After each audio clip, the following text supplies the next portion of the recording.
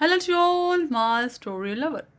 Today's story name is Emperor of Alkavati. This story written by Sudha Murty. So let's go through the story. Sumant was a bright young man who lived in a Vidisha Nagara in ancient India. He had been orphaned when he was very young and had had to fend for himself for young age. As a result, he was smart and cunning. One day he felt very hungry. He went to the sweet shop just in a time to hear the shopkeeper tell his son, "Child, I am very sleepy. Look after the shop while I take a nap. Call me only if something important comes up." Sumant immediately smelled an opportunity. He hung around outside the shop for some time, then he went in and announced loudly, "I am your father's best friend's son. Give me the best sweets in the shops." The boy, who had never been Sumant earlier, was suspicious. "What is your name?" he asked. "My name is Fly," said Sumant, helping himself to some delicious jalebis. As he sat eating, the boy ran to his father. "Father, Fly is eating the sweets. What should I do?" The sweet shop owner was in deep sleep. He mumbled, "How much can a fly eat? Let him be. No, go away." So saying, he turned over and started snoring loudly. Sumant, meanwhile, had finished the jalebis and had pulled a pile of gulab jamuns toward him. The poor boy could do nothing but watch him demolish them all. Finally, Suman took two boxes of the best sweets in the shops and left without paying a single paisa. He walked straight to Kanaka Chandra's shop. Kanaka Chandra was the biggest miser of the Vidisha Nagara. Sumant presented the boxes to him and said, "Here is a present for one of the Vidisha Nagara's greatest men. I am only a poor man. I have nothing more to give you." Kanakachandra peeped into the boxes and was delighted to see them chock full of delicious mouth-watering sweets. "Sir," said Sumant humbly, "I have only one request. Can I have these two boxes back, please?" Kanaka was only interested in sweets, so he said graciously, "Of course, of course. Please go inside the house and tell my wife to give you two vessels to put these sweets in. Then you can take the empty boxes." Sumant walked into the kitchen, where the wife was cooking lunch. Your husband has asked you to give me two gold coins," he announced to the astonished woman. "What? Are you out of your mind?" "My husband would never say such a thing," said the woman. So Suman called out at the top of his voice, "Your wife is refusing to give me what you had asked for." Kanaka was in the middle of the negotiating a handsome deal with a merchant. Irritated by this disturbance, he called out to his wife, "Just give him what he wants." So Sumant walked out, whistling loudly with the two coins in his pocket. Of course, he had left the boxes and the sweets for Kanaka and his wife. Now he walked to the outskirts of the city and buried one coin under a bush. Then he sat down next to it and a stick in hand. As soon as he heard the sound of horse approaching, he started waving his stick around and pretending to examine the nearby bushes. The soldier sitting on the horse watched Suman behaving in his odd fashion. When he could no longer hold back his curiosity, he asked, "What are you doing?" Suman, pretending to be very busy, answered, "My magic cane leads me every day to a hidden treasure buried under a shrub. Today it led me here and I am looking for the treasure." Saying this, he started digging under the shrub where he had just hidden the coin and pretended to find it with a trumpet yell. The soldier could not believe his eyes and got down from his horse. He examined the coin closely. Then he said, "Give me your magic stick. You can take my horse in return. It's the best you can get in this kingdom. And that's the fair deal." Suman pretended to hesitate. "No, no, no, no.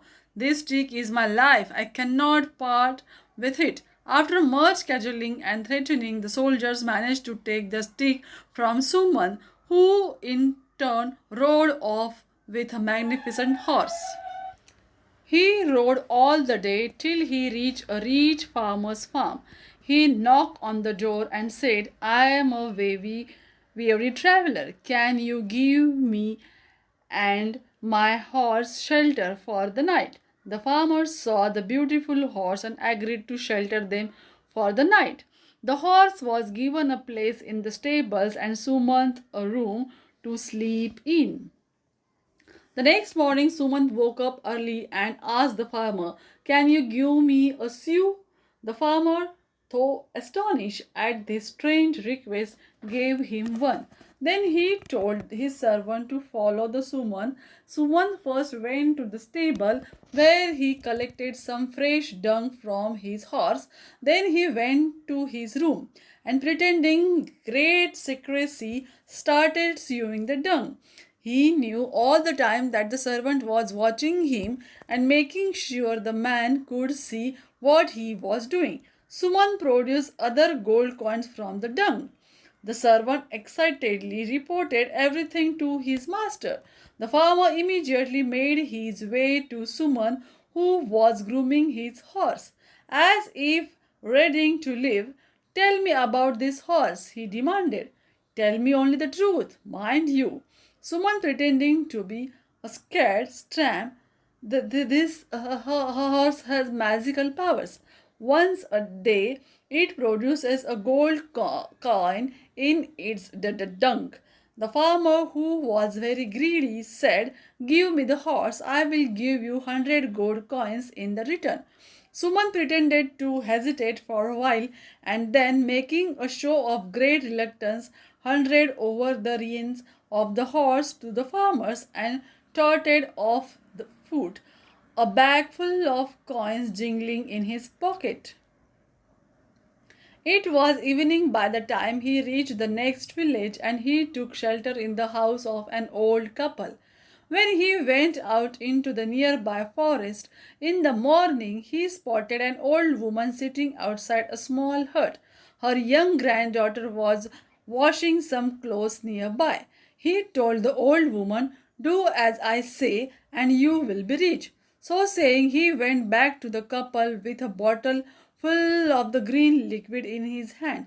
"What's this?" asked the old man when he saw Suman. "It's a medicine to make you young.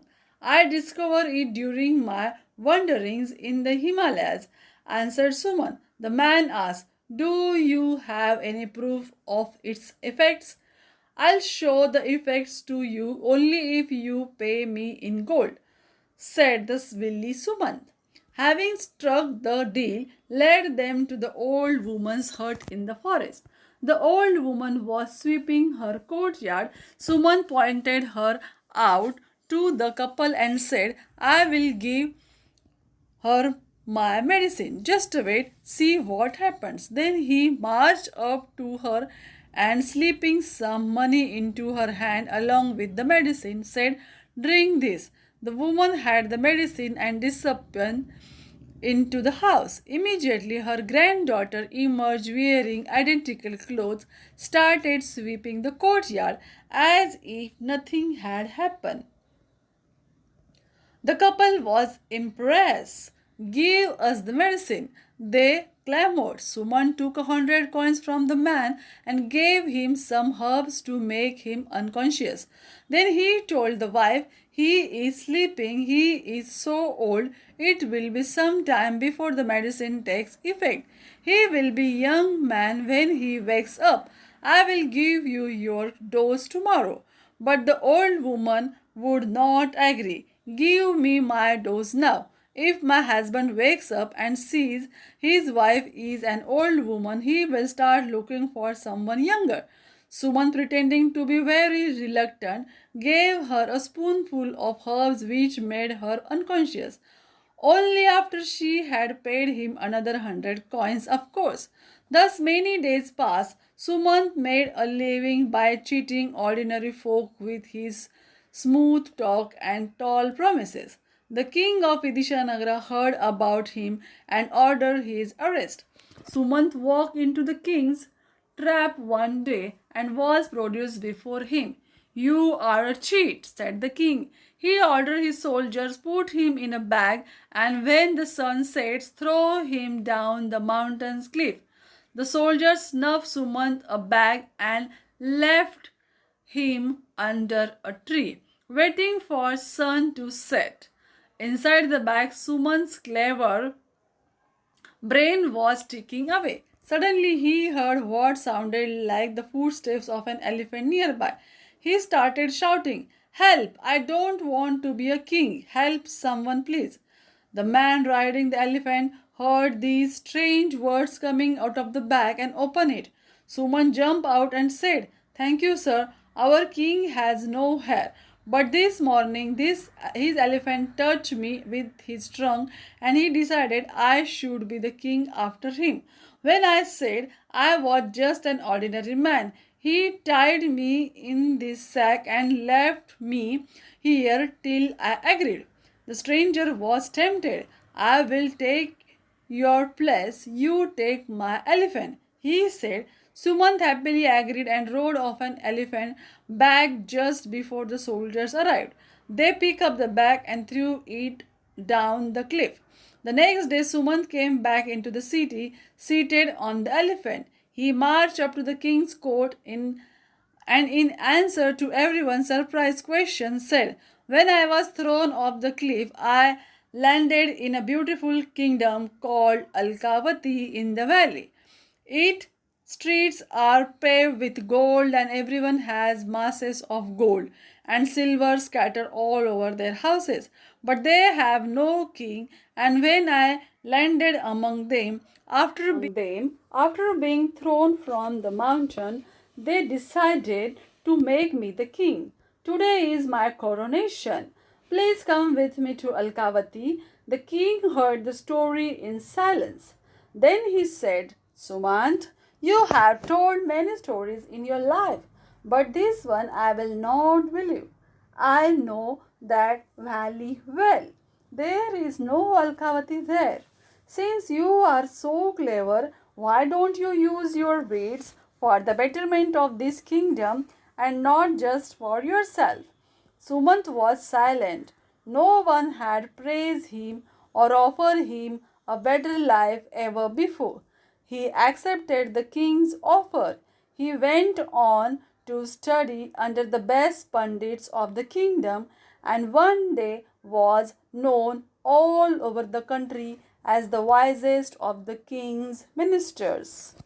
Now this is the end of the story. Do you like it? Then comment it, share, like and subscribe. Bye bye.